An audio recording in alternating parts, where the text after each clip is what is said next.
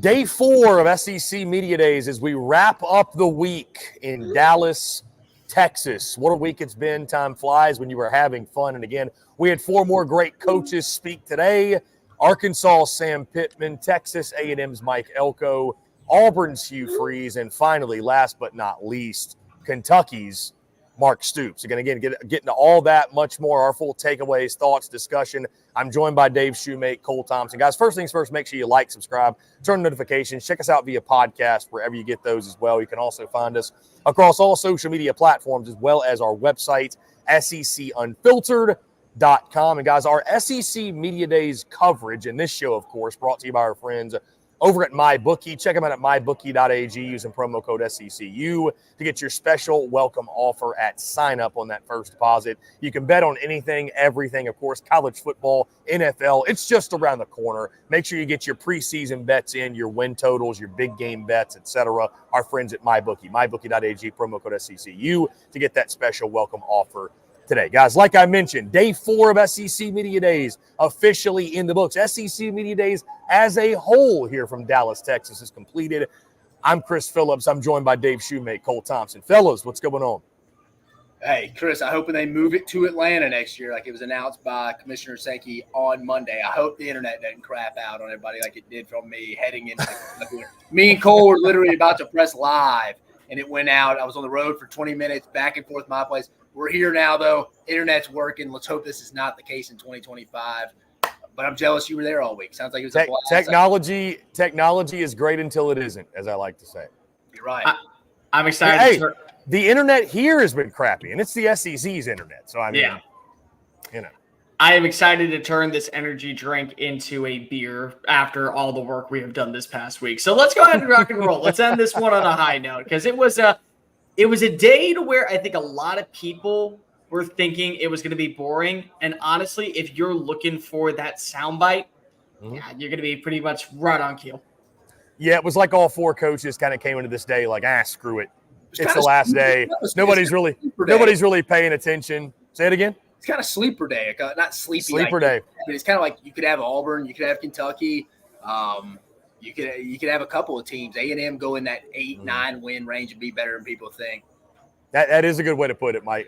Yeah, Dave. It was sleeper day in regards to teams that could compete this season in the SEC. We'll start at the top. Sam Pittman of the Arkansas Razorbacks. I love Coach Pittman, man. He's always so good for a soundbite. He actually, guys, main media room, he was great, but he broke away into one of the other rooms, and I saw a quote from him that said something like, I do love me some cold beer. He's a good old boy of the SEC, man. He's a guy that it's hard not to love Coach Pittman and pull for him. And listen, when it came to talking football, I loved his quote when somebody asked, hey, with the college football playoff expanding, do you think they should get rid of conference championship games? And he's like, I want to get in the damn SEC championship game. Yeah. You know what I mean? So talking about his football team, though, obviously went in depth. Bobby Petrino, Taylor Green. I thought some interesting comments on the offensive line. He believes they're going to be a lot better. Defense took a step forward last year. Thinks they could do it again. Talked about finishing in close games. It's got to happen on the field for the Razorbacks, guys. But I just couldn't help but sit there and think, man, I really hope it works out for Sam Pittman because he's one of the best sound bites in this league. No, and I thought he gave a phenomenal answer. Somebody asked him about their struggles on the offensive line last year. He's like, fair question. He's like, some of these guys will take it personally or deflect, and maybe not directly take it personally, but deflect. Like, what's this guy talking about? But he'll embrace it head on. Sometimes he's on it almost too honest to a fault. I mean, hell, I had one of their staff members. It's one of my best buddies. Texting me, he's like, God, Pitt, don't tell him too much. So it's funny. He says stuff like that. They got to win close games. There's no doubt about it. He acknowledged that. Lost 5 games by a touchdown or less. You can tell they like Taylor Green, handpicked by Bobby Petrino. I think most people are confident. I think the offense is going to give them a chance most nights. It's going to give them a chance most days or nights to go win on Saturdays. I did think it was interesting, the guy who brought up they had 52 plays. They were in cover 0 last year. I mean, Travis Williams about trying to make us forget about Todd Grantham or John Chavis here as much as pressure they're bringing there from a coordinator standpoint. But again, I think a big key to me for Arkansas here is that month of November. Since Travis Williams has been a defensive coordinator in his career, going back to his 2 years at UCF and last year, the defense has faded in November. They've been improved a little bit. Yes, but they faded. Some not his fault due to attrition, injuries. But I want to see that defense improve in November. But the problem is, y'all seen the offensive schedule. Y'all seen the schedule in November for Arkansas. The offenses they play in November, you could make a case could be the top 3 offenses in the league this year: Missouri, Ole Miss, and Texas. They play those 3 teams. I think sandwiched in with Louisiana Tech. It's going to come down to Travis Williams' defense in November. Can they sustain it? I don't know. I think that's the big question mark. But like you said, I think Pitt won the day. Honest, likable guy. Like you said, all he really cares about is the ball, the hog, and cold beer. The way I put Sam Pittman is the way I consider Dana Holgorsen last year, where both were in a restaurant where the food wasn't really that great, but the ambiance was completely different. Pitt's one of those guys that you're okay with having below average food because the camaraderie, the relationship, the way he treats you, the way that you feel like you're at home. And Dana Holgorsen was an asshole and said my food was better than yours, which is why one got to keep his job and the other one was fired.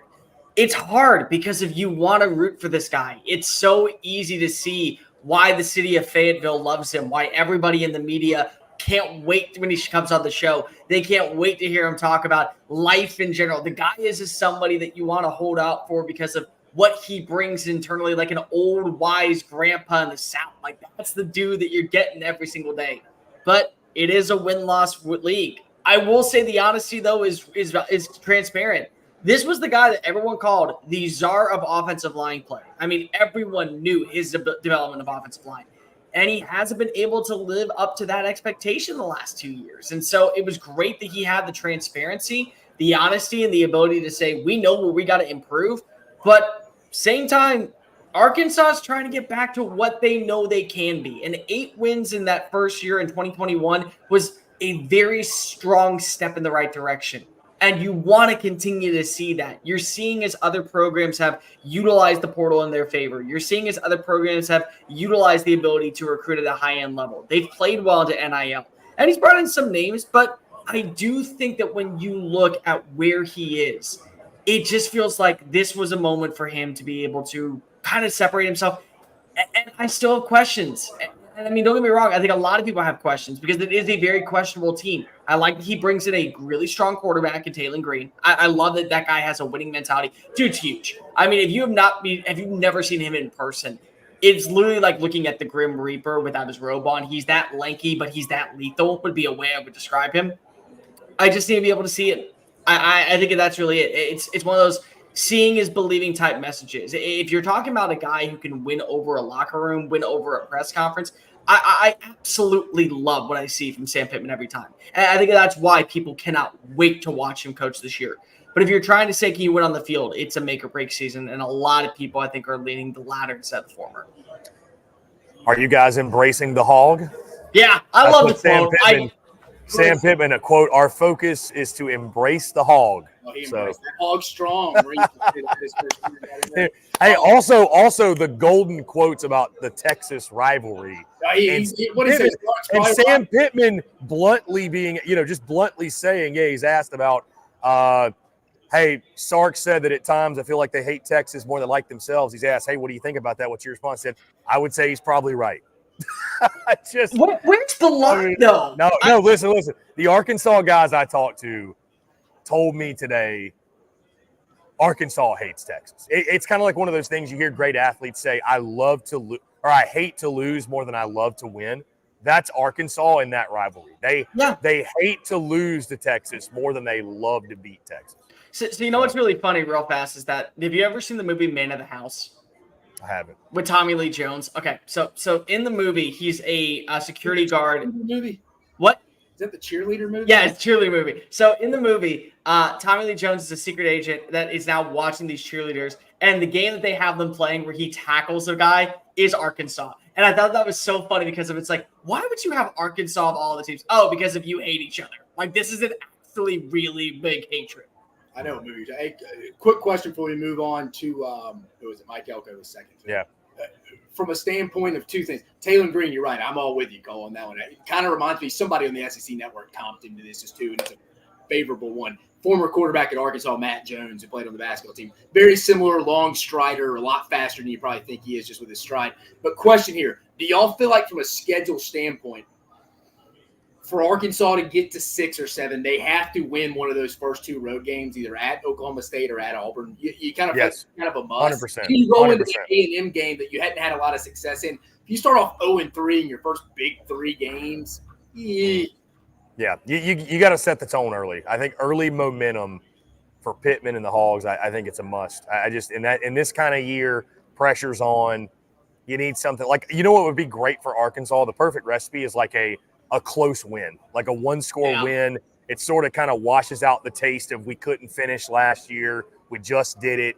You get a W. It gives you this newfound confidence. So, yeah, I think, to your point, Dave, I think if they're going to get to 6 or 7 or, God forbid, more than that, I think you got to beat Oklahoma State out the jump. I think you got to beat them out the gate.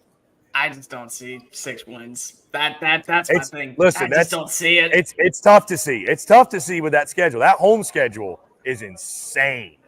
A lot of opportunity, but it's insane. I could easily see them dropping into Oklahoma State once again, losing to Texas A&M in the Southwest Classic, and then getting an upset win. Like, I could easily see that happen because that just feels like an Arkansas recipe. But I don't see 6 wins, and it hurts me because there's nobody else I want to get to 6 wins. So he goes out on top. They're tough to find. I just don't see it. 6 are tough to find for sure. 6 are tough to find for sure. Guys, let's move to Texas A&M. Mike Elko, his first SEC media days. What jumped out to me being in that room, because my first SEC media days was last year, and now here this year. So I got to hear Jimbo Fisher, see how the players acted.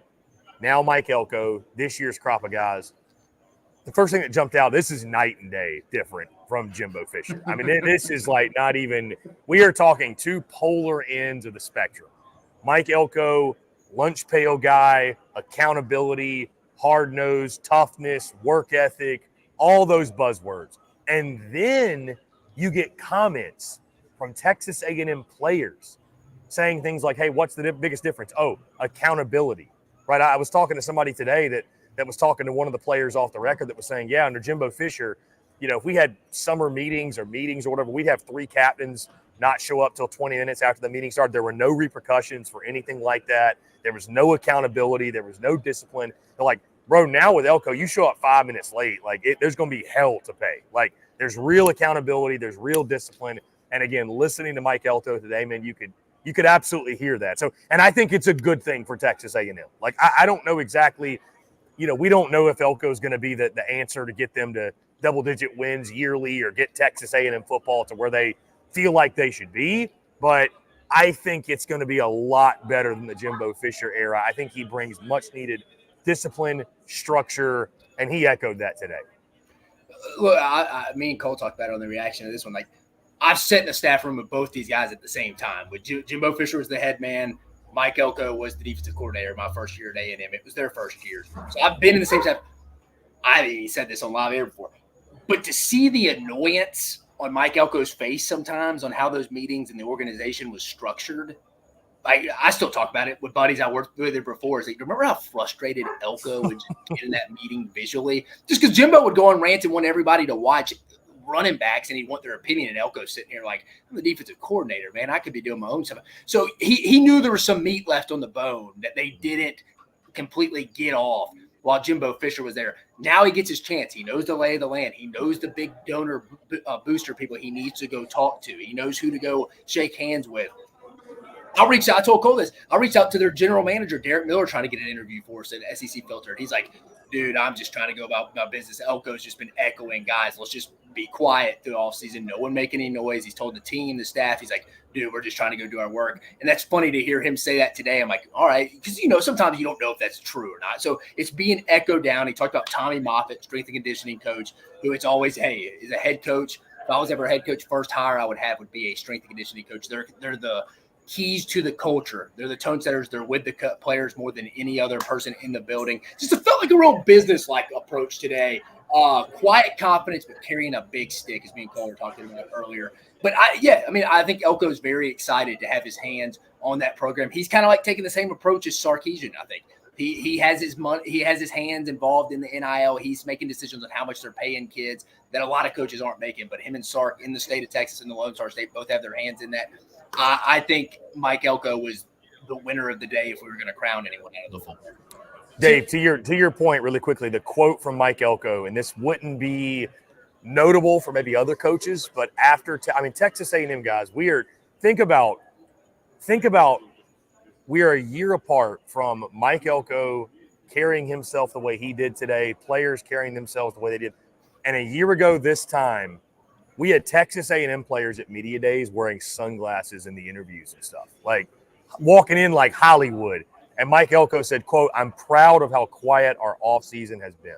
So to your point, man, I mean, that said it all right there. The key, before we're going to go, the key is Connor Wigman. I'm just going to leave it at that. If you told me Connor Wigman ends up getting drafted in the first round, he's a top stays healthy, and he's got to take that more pro approach. He's got to get mature, and he may have. I mean, Colin Klein, I'll be interested to see how he utilizes him because it's a very timing, motion-based offense. I'll be interested because he's had running quarterbacks in the past with Skylar Thompson and Will Howard, so I'm interested in that. So, two things that stood out. Number one, people were able to finish their question before Jimbo would immediately cut you off, so you got to actually hear what the actual question was. And two, when you really look at this, boys, is there not a better representation of two coaches in the state of Texas for where they're actually coaching versus A&M, what you envision A&M, at Texas, what you envision Texas? Yeah. That to me was the biggest takeaway, was that you could never sell me that Mike Elko was going to be coaching at Texas or Steve Sarkisian would ever coach at A&M. So they're ideal fits for their squads. I love the fact that he said it was a quiet offseason because every single time it has been an active, it has been a boastful, it has been a vocal offseason underneath Jimbo Fisher, whether it be the players, whether it be coming off of a big-time win, the 7th overtime victory with LSU.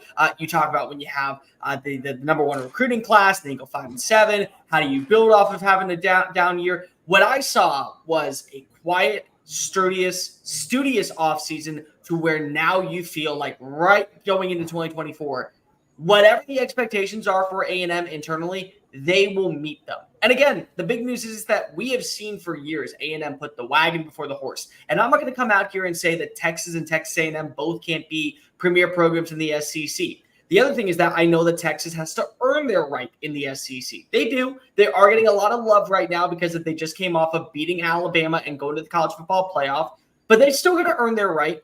The thing is that it all comes down to the head coach. And I've looked at programs in the past. I've seen up close in person what Texas A&M can be with the resources, with the buildings, with the complex, with the state-of-the-art facilities that they have there, with the investments from the boosters. We can be talking about A&M the exact same way we talk about LSU and the way we talk about Alabama and the way that we talk about Georgia because of their resources. But the thing that those programs have had that A&M hasn't is the right guy at the helm. They got the right guy. And I think it was very evident the way that you heard the way you heard Mike Elko talk about former players. Like there was a little bit of sturdiness and a little bit of like, not smugness, but I would say a little bit of jealousy. Maybe it's not even the right word, but certainly a bit of, I would have done things differently. With the point about Shamar Turner. Yeah. When we recruited him, that was our plan to move him inside. I mean, I don't know why it took so long, but that's neither here nor there. Just sitting there a like little passive aggressive with how dirty. Passive aggressive would be the right way to do it. Yeah, when I really wanted Torian York and he had a good year last year, but imagine what he would have had if I was his head coach. We had Shamar Turner. We moved him inside because we thought it was a better move, but they wanted him outside. Now imagine what would have happened if you played him inside. Would we have beaten a team like Miami last year? And then the expectations changed. So the way that he presented himself, I thought was very much like I have unfinished business here, and I already know what the vision is at Texas A&M. But I also really love that he talked about how every team in the SEC needs to have multiple players be X factors, like the wide receiver quote. You lose Anaya Smith, but a lot of teams in the SEC, you have to have quality number one and number two. You can't just rely on one player to be your X factor. You got to have consistency. And even though I have been a major proponent against college football playoff expansion, I'm not going to sit here and act like I'm not. I think it's a joke that we have 12 teams. I will. But he did bring up how in 2020 and out years in the past, there have been great teams that could be in the playoff and could make noise in the playoff, but just had that downtrodden loss very early on, and they were penalized for it. With the 12-team playoff, they won't. There'll be more teams to see the opportunity. And I think that he understands why the SEC is the way that it is. And eventually, when we start seeing people complain about 5 teams getting in the postseason, maybe 6 teams getting in the postseason, he'll be able to go, this is why we have other conferences trying to compete with the SEC, and you hear behind closed doors why they want to be in the SEC. That brand carries a lot of weight. And as somebody that just won at Duke 9 games, which almost feels impossible to do, yeah, I get it. And I think that that's a big thing that he's going into. He's coming back to a place where he has unfinished business, and the business is crossing that finish line. Yeah, and I think he embraced expectations too. He said, quote, "I don't think this is a patient era. You don't come to Texas A&M with what we're capable of doing and talk about building for the future." So he knows winning right now is, on the mind of Aggies everywhere. Again, the over-under win total in Vegas is 8.5, as we know. And, I know myself included, some of us have Aggie fatigue when it comes Aggie offseason hype fatigue, but this might be different. And again, going back to some of these player quotes, man, it's just wild. Trey Zune III, biggest difference between Mike Elko and Jimbo Fisher is Elko's, quote, stance on accountability. And then this one really jumped out. Shamar Turner on how this offseason compares to years past. Quote, "It was a lot of unnecessary talking when we could be working." So, I mean, those were a couple drop the mic quotes, I thought, from A&M players. Real fast, I will say the thing that I loved about the A&M players, Shamar Turner was probably this way. People are going to understand why the Lone Star Showdown is such a big rivalry. Like when he was asked, "Do you hate Texas more than you love A&M?" And he had to sit there and pause and go, repeat that question, because of much like when we talk about Arkansas and Texas, this is one of those things that is a blessing when it comes to rivalries being re-indoctrinated in the SEC. We're getting that hostility and that animosity. And Sark brought up yesterday about how when you look in Texas, how many players were basically like the Montagues and the Capulets. One were going to one side, one was going to the other. Now they get to meet up against each other. Because again, there's a ton of players that you could have seen wearing that maroon that are wearing the burnt orange and vice versa. And I love that you have that rivalry back. It's great. It's great if you're somebody that loves the state of Texas the way I do. Yeah, it's going to be incredible. The hottest ticket, I would argue, of the college football season. Let's go to the afternoon session, guys. Hugh Freeze kicked us off in the afternoon. Hugh seems confident. A lot of questions about Peyton Thorne, of course. He's always somebody that Dave mentioned this. He's very, very honest, very blunt about his football team. Was really cool. Got to ask Hugh Freeze a question about their knack of pulling upsets, and I thought he actually gave a really funny answer, and again, an honest answer when he said, "Yeah, maybe I should try doing whatever I do when we pull upsets for every game." So I thought that was. Cole mentioned it on our reaction, Chris. Your question got the best response out of it. That was really funny. I think he kind of, it was almost like he was caught off guard in a way. He stopped and he's like, "Why do I pull upsets the way I do? Why don't I play better as a favorite versus an underdog?" But overall, guys, thoughts on Hugh Freeze? I mean, again, I think there's a lot of hope and optimism and excitement. It comes down to quarterback, but they know they've got talent like at the wide receiver position and skill positions defensively. It's just so much comes down to the guy in the center. Yeah, I mean, I put it on social media today. Me and Cole talked about it in the reaction. I think if you gave me $1 million and I had to bet it, which I wouldn't bet it, I'd pocket it. But if I had to, gun in my head, and you had to make me bet it, a position unit that was going to be improved. I had to have some. I would go with the Auburn wide receiver. I mean, it can't be much worse. So, like you said, they bring in the freshmen we know about: Cam Coleman, Perry Thompson. They got Keandre Lambert-Smith from Penn State. I think Rivaldo Fairweather's going to be involved in that. Camden Brown's a third-year guy that's going to be in it. I think you're going to see. I think the offense is going to be fine. I don't think we're going to see some Peyton Thorne, Jason Campbell improvement from 03 to 04. And we're talking about a first-round draft pick here, but I think in Hugh Freeze, Kent Austin's system, I think Kent Austin being a full-time coach on the field now is going to be key. Again, I was never a big Bo Wallace guy with Hugh Freeze, but what he did for him, and Bo Wallace has some Ole Miss records. What he did within that system with Bo Wallace was impressive. Got the most out of that, got every drip of talent out of him that he could. I think now that Hugh Freeze is taking over play calling, I mean, as of this moment, we are now. If they go lose their first game, he may tell me he was recruiting that week. So we'll see how that goes. But Hugh's at his best when he's being an offensive play caller. And I think last year, I don't know, I think all this NIL roster management stuff made him sit back and be like, maybe I need to be more like Nick and like just be a CEO business type guy. It's like, dude, that's not your strength, man. It's not your strength. You need to hire somebody. He brought in Will Redmond to be his general manager. Kenyatta Watson's involved in recruiting now. And Hugh's calling the plays. That's when Hugh Freeze is at his best. If I'm an Auburn fan, I'm fired up about the offense. They're bringing DJ Durkin in on defense, Charles Kelly.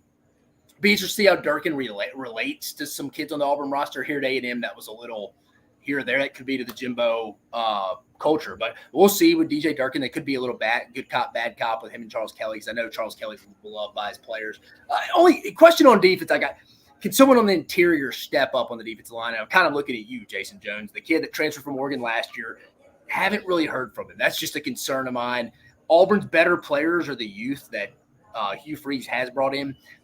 Are they playing more like freshmen and are they playing by like sophomores and juniors by the time November rolls around? I think that'll be key. Can their better players, which are the young cats, step up at the end of the year? I mean, I saw someone posted, what's a realistic record for Auburn this year? I think eight wins is very attainable. I think anything under 8, honestly, a little underachieving in 2024.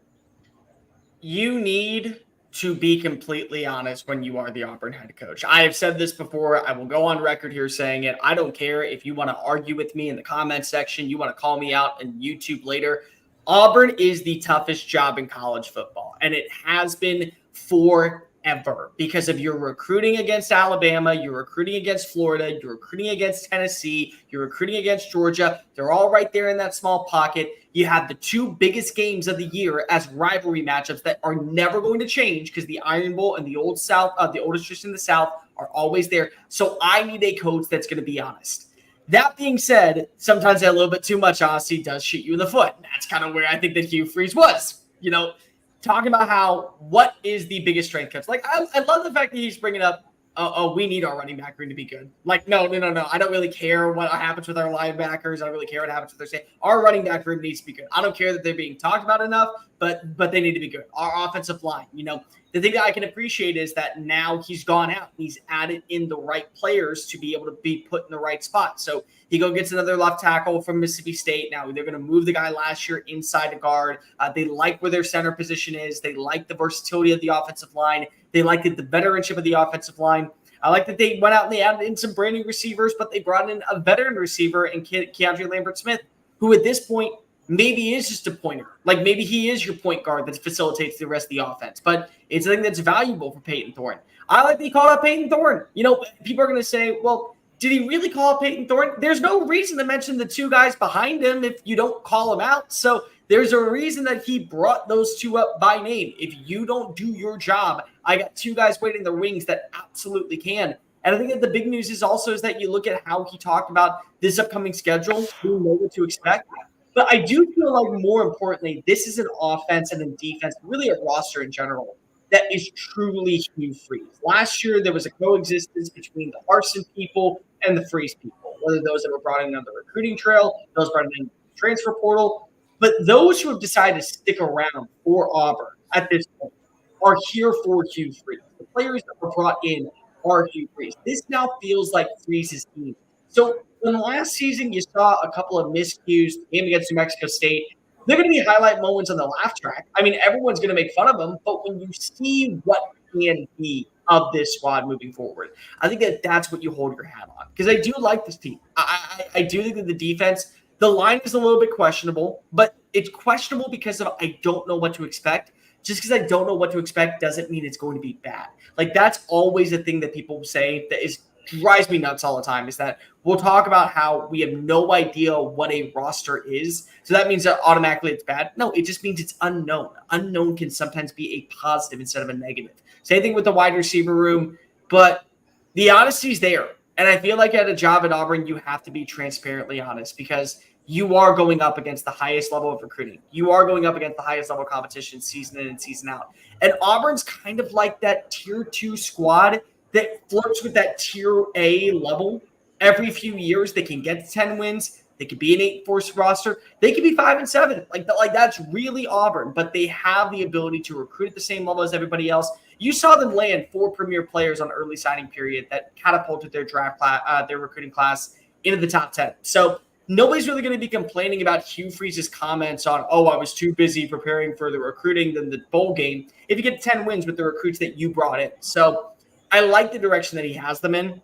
I think the really big point is what Chris said and what he said to you, where this is a squad that needs to be able to play up to standard in the lesser tier games. Everyone wants to focus in on the big games of the year, But I look at a roster, you find out truly what you're made of when you wake up and play A+ football against teams that you are supposed to beat. And that's where I think that you're going to have to see that translation this year for Auburn. Yeah, the question I wanted to ask you that I didn't ask was why should Auburn, if you guys go to a mid-tier bowl game, why should Auburn fans trust you that you will actually invest in the game plan and not just turn your attention to recruiting? I wanted to ask that, but I thought better of it. So, I mean, it would have been a great question. No, Hugh comes off to me as a silent assassin of sorts, from the standpoint of he is very, God bless you at the podium. Like, we're just trying to win in the name of our Lord and Savior, Jesus Christ. But when he gets that headset on and he gets on those sidelines, he's that's what he's best. He's got bless your heart energy, where it's like, I don't know why I didn't do that. Bless your heart, and what he means by that is screw you, I'm gonna score 50 on you. So, and I think that's obviously what Auburn's hoping as well. He's got that killer assassin. He's at least got that. You don't go on the road to Bryant-Denny and beat Bama if you don't have that assassin mentality, like at least behind closed doors or on the field. So, Chris, if you would have asked him that question, he probably would have DM'd you afterwards. Yeah, I thought better of it. I thought, you know what, let me just ask him about winning games as an underdog. But I was thinking about it. Made him ponder. Yeah. You know what's funny enough, too, this is a total side note.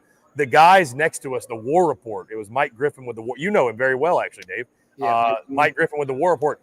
I found out that Mike was the one that asked Hugh Freeze the question that sparked the response from Hugh after the bowl game, talking about. Oh, was that Mike? I didn't know that. That was Mike that asked that question. So funny little side note right there. You never know who you're going to meet at SEC Media Days. Guys, we'll talk the final coach to close it out. Last but not least, Mark Stoops of the Kentucky Wildcats. Very similar to Mike Elko at Texas A&M, just lunch pail guy. I think they want to win. Sort of. They run their programs in a similar way. Discipline, nothing flashy, nothing special, just hard nosed, want to show up and punch you in the face. Thought it was very interesting. Obviously, he was asked about the Texas A&M job. Said there was some very strong interest from their side, and things didn't work out. He said, with all due respect to everybody involved, I'm not going to go into any further detail, but there was a great deal of interest. He said, quote, I was pursued pretty aggressively by them, and I'll just leave it at that in respect for all parties involved. Yeah, he's not wrong. I appreciated the response and the honesty. Really, for Kentucky, I imagine in these SEC meetings and these spring meetings when they're down in Destin, when it's just all, I guess, 16 of them now, the guys that are kind of like bullyish in there, I feel like are probably Kirby Smart and Mark Stoops. I mean, Mark Stoops is technically the dean by. He is. They mentioned that too. He's the dean by years, 8 straight bowl games. He mentioned that as well. Cole, who did we say was it? Bama, Georgia, and Oklahoma, and the other. Bama, Georgia, Oklahoma, Kentucky. And by the way, just to also imagine that Kentucky has the longest tenured coach in the SEC. Imagine saying that. Just imagine saying that 10 years ago. I mean, I'm fired up about the defense. I think the defense, he said 10 starters back, front 7 to be a top 3 unit in the league. Me and Cole talked about it. They brought in Jamon Dumas-Johnson from Georgia. We all know Deion Walker. I think J.J. Weaver at the jack spot's going to be a big question mark. Not question, but could be a guy. It takes it to the next level. Figure out a spot in the secondary here and there. They should be pretty solid. It's just the game that gives me a little nightmares about Kentucky is the Tennessee game last year. You had numerous opportunities to get off the field on third downs, and you just couldn't because your secondary were leaving guys wide open. But offensively, are we going to see the big blue wall come back? Because I think that's going to be key. Me and Cole talked about it. I think Brock Vandagriff's going to bring a dynamic to that quarterback position they hadn't had. I think they're going to utilize him in the run game. I think they're going to use – it's not going to be a breakdown. He's going to pick up a 3rd and 7. I think they're going to actually utilize it in stuff that Devin Leary and Will Levis couldn't do.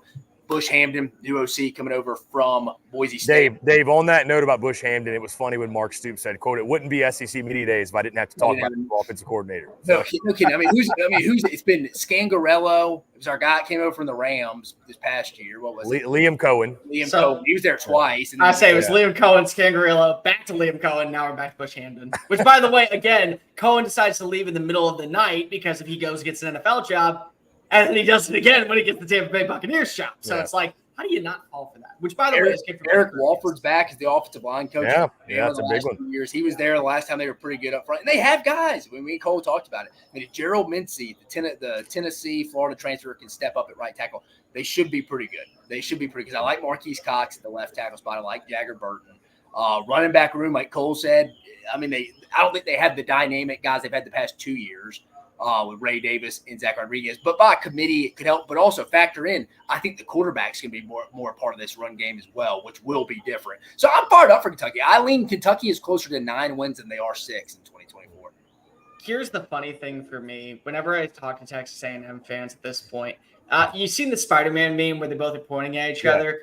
After today, how the hell do you not feel that way about Mike Elko and Mark Stoops? Honestly, they're it literally is the same type of mentality with these two. But the difference is that one coach there, and so you have a little bit of a comfort to them, and the other one didn't, and he's at Kentucky, and you just think of big branding, and that you belong in big branding. I will never understand the amount of hate Mark Stoops got when he was named the head coach of Texas A&M for all of 10 seconds, and then Texas decided to blow the hell up on the message boards like it was the exact same as Greg Schiano, to where they pulled the plug at the last second and let that dream die.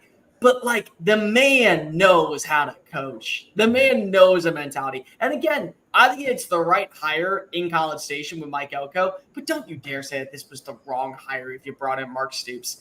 It all comes down to offensive line for me. I think the secondary will eventually hit its stride. Maybe it does take a few games. The good news is that run defense against South Carolina in week 2 is going to make the Gamecocks have to find out who their number 1 wide receiver is pretty quickly. I think that they have a lot of attainable wins on the schedule on top of that. And I think that they do have a very good offensive identity if they can have a line. I love Brock Vandagriff. I've said this multiple times. I believe there is a multiverse and that we are in one Earth. And then on planet 369-24, Brock Vandagriff is hoisting up his first national title, and maybe Carson Beck is the starting quarterback in Lexington because if he already lost the job. Or maybe Stetson Bennett never was a thing because Brock Vandagriff won out initially, and then lo and behold, now we're talking about Vandagriff as the greatest quarterback to ever play at Georgia because he's got a national championship underneath his belt. So there's so many different analogies here. I love the addition of Jamori Macklin that they bring in at wide receiver. I like that they brought up Barian Brown. I love that they brought up Dane Key. I like that they have that type of personnel to where Bush Hamden is going to be able to work with the spread formation if he wants. And they got a mobile quarterback. But it all comes down to offensive line. Because of history, if it repeats itself, is Mark Stoops hires an offensive coordinator out of the blue overnight. Then he gets a quarterback that is probably a little bit more mobile than we give credit for. Then he also gets a quarterback that probably wasn't respected at the high-end level. And, by the way, they also end up having him for 2 years. And they go 9+ wins every 3 seasons. Well, what do we know right now? It's been 3 years since they had a last 9-win season with a mobile quarterback that was underrated and underappreciated, Will Levis, after hiring a new offensive coordinator that also had 2 years of eligibility left. So history is repeating itself. But history that year also had a pretty damn good offensive line. That's all it comes down to for me. They could be a 9-win team. They could be a 10-win team. I could easily see them with the 12-team playoff backdooring their way in at 13. And all of us sitting here going, God damn, Mark Stoops did it again. But it all comes down to the offensive line. Kentucky is the ultimate sleeper. If you want to talk sleeper, really a sleeper, they are the ultimate sleeper because nobody's been talking about them. I think Mark Stoops essentially mentioned that. He said, quote, we're not interested in just existing. And I think he knows they need to take the next step. I think he understands how big this year is for their trajectory. Guys, you mentioned too, talking about Kentucky taking the next step. Maybe one of the reasons they're a sleeper. Mark Stoops, he's just 2-28 at Kentucky against teams that finish with a winning SEC record. So I think he understands that, and he knows they need to go beat somebody good. You know what I mean? We talked about it earlier too. Chris, you and I have talked about this as well. That week 2 game is one of the more tone setter. That is the most important game for both teams. Most important game for both sides. Right. Yep. I think Cole makes a good point though. I like Kentucky a lot in it because I don't think South Carolina is going to have a proven number 1 yet, and you're not going to run on that Kentucky front 7, especially early in the season. And it's at home. I like that. A thing I think Kentucky also needs to improve on. You saw it in 2022 with Barry Brown and Dane Key. They stepped up there with Will Levis.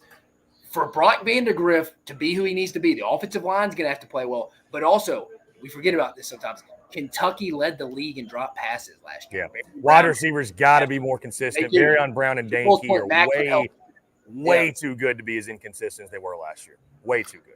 I think the other thing that's really important here is that as long as they find an identity early, the rest of it can come. But also that win against South Carolina, where it literally feels like you're going to see these two. It's like the fork in the road. One's going to go one way, one's going to go the other way. The other one's going to come out with a 9+ win season. The other one's going to be probably 5-7. That's how I feel. The attention to believing and the confidence level just to get that win, I think carries so much weight for the remainder of the season.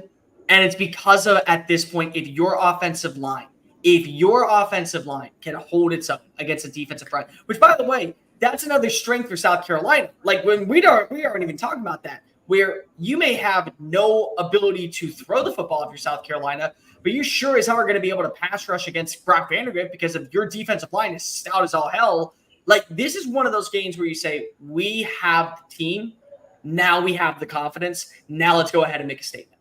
Yeah, it's one of the more impactful games in the league. I mean, it just people aren't going to talk about it nationally because they're just going to. Because of it's Kentucky, which, by the way, is a football school. Let's go ahead and throw that out there. Calipari's gone. He went to a basketball school, so now we got a football school in Lexington. Stoops won the day. Yeah, Stoops also mentioning John Calipari, wishing him well. I was like, yeah, that's way to keep it classy, but we know how you really feel. Yeah, we 100% know how you feel. Yeah. Boys, SEC Media Days in Dallas is officially in the books. Thank you all for y'all's hard work, man. It was a long week. I know it's a lot. Yeah, 16 coaches who took the podium. Yeah, we had a blast. Everything from social media to the daily live to the reactions, obviously, to the recaps, everything in between. Guys, again, thank you all so much for being a major part of it. Dave Shumate, Cole Thompson. Make sure you check them out. And again, make sure you like, subscribe, turn notifications. Check us out via podcast where you get those. Again, of course, all across social media channels at SEC Unfiltered. And, of course, our website, secunfiltered.com. Make sure you follow me, Chris Phillips at CPhilly19, Dave Shumate at Mach 10 Sports, and, of course, Cole Thompson at Mr. Cole Thompson. And, again, stay tuned to all of the content. We're obviously not going away anytime soon. And, guys, buckle up. As you heard so many coaches say this week here at SEC Media Days, talking season is nearly over. Fall camp, the pads will be popping in about 2 weeks, a little bit less than 2 weeks. It's here. Football season is here. We finally made it. Guys, again, thank you all so much for y'all's hard work. Appreciate everybody that tuned in as well. Stay tuned to SEC Unfiltered and everything we got going on. For Dave Shumate, Cole Thompson, I'm Chris Phillips. Appreciate each and every single one of you tuning in, and we will talk to you all on the other side.